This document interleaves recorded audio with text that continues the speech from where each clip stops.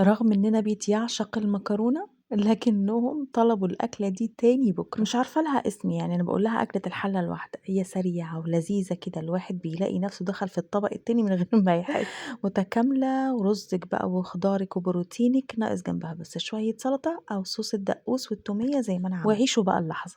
ويلا نبدأ بسم الله. طبعا زي ما دايما بوضح ان فيديوهاتي موجهة للمغتربات او البنات اللي لسه داخلين المطبخ. بصي يا ست البنات، شوفي ايه في التلاجة عندك موجود، بطاطس، بسلة، جزر، فلفل الوان، الخضار الموجود عندك هتجيبيه وتقطعيه او مكعبات. الكمية بتكون حسب عدد الافراد اللي بتعمليهم. انا هنا هعمل نص كيلو رز فجبت له 3 بطاطسات متوسطة. انا وريتك في الاول سمك البطاطس بيتقطع ازاي بحيث ان احنا الخضار كله يكون نفس السمك عشان التسوية. وبعدين هنقطع صدور الدجاج بنفس الطريقة. قولولي بقى مين زيي بيعشق المكرونة؟ أنا فاكرة لما كنت قاعدة في المدينة الجامعية في المنصورة، أنا أصلا من اسكندرية، فاكرة كويس جدا اليوم اللي كانوا بيقدموا فيه في المطعم المكرونة والفراخ، كان يوم الاثنين والأربع. ما كنتش أبدا أفوت الغدا في اليومين دول. يعني بقية الأسبوع كان ممكن يكون خضار أو تقريبا كان فيه يوم كشري، بس إلا يومين الاثنين والأربع، يعني لو عندي محاضرة ممكن ألغيها عادي جدا، بس ما فوتش يوم المكرونة. مين بيعشق المكرونة كده زيي؟ وعلى فكرة أنا عملت فيديو قريب إزاي تطلعي صلصة المكرونة بتاعتك مميزة جدا. نرجع بقى لوصفتنا. هنا خلصنا خلاص تقطيع كل الخضار او الخضار اللي عندنا وتقطعنا كمان البروتين. هنحط بقى بصلة متوسطة على النار في الزيت وهنشوح معاها التوابل الصحيحة اللي هي ليمونية واحدة بس اسود وثلاث ورقات لورا وثلاث فصوص حبهان وثلاث فصوص قرنفل. هنقلبهم كويس مع البصل لحد ما البصل لونه يصفر.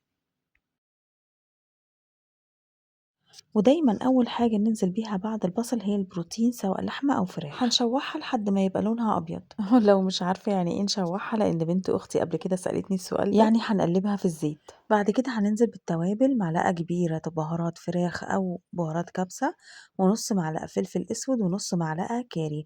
ولو بهارات الكبسه او الفراخ مش موجودين بس الكاري مهم جدا جدا، يعني ممكن تستخدميه لوحده هو والفلفل الاسود. وبعدين هننزل بالخضار بتاعنا اللي قطعناه اللي هي البطاطس، وكمان نزلت بكوبايه من الجزر والبسله انا كنت حطاهم في الفريزر. بعد كل خطوه بتعمليها بتدي تقليبه عشان كل الحاجات تاخد من طعم بعضها.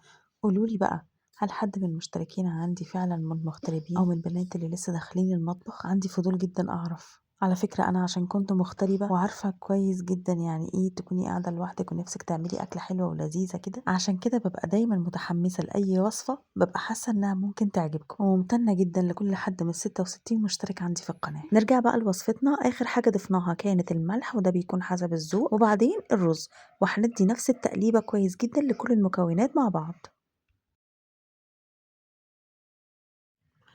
وانا بصور المقطع ده حسيت ان خلاص الاكل استوى كده ويلا بينا نفرغ، بس طبعا لسه فاضل الميه. انا كنت بغلي ميه جنب الحله، مجرد ما تغلي الميه هنضيفها على طول على الرز والمكونات كلها، ويكون الميه اعلى من مستوى المكونات بعقله صوبع. انا هنا حاطه الحله على نار عاليه عادي جدا، هسيبها لحد ما تغلي وبعد كده هبدأ انقلها على نار هادية. يعني هنختار اصغر نار عندنا على البوتاجاز وهنحط عليها هننقل عليها الحلة، بس هنوطي النار خالص كأننا بنطفي وبعدين نسيبها ونغطيها.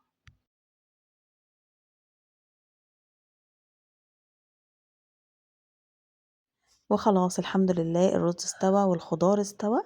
ايه رأيكم بقى في شكلها؟ طبعا انتوا عارفين ان العين بتاكل قبل المعدة ولا قبل الفم، والله ما عارفة. المهم هنا بقى هوريكم الرز كده وهو مفلفل وجميل كده وكل حباية لوحدها. ايه رأيكم يا ولاد في الأكلة دي؟ حلوة قوي، حلوة، تحفة. يعني الأكلة دي أحلى ولا المكرونة؟ دي أحلى، دي أحلى. هنا بقى كنت بدوقها قبل ما افرغها لهم، بصراحة تحفة جدا سواء مع صوص الدقوس أو التومية. ولو حابين تعرفوا طريقتهم أو أي وصفات تانية اكتبولي في الكومنتات. المهم اوعى تنسوا اللايك. باي باي.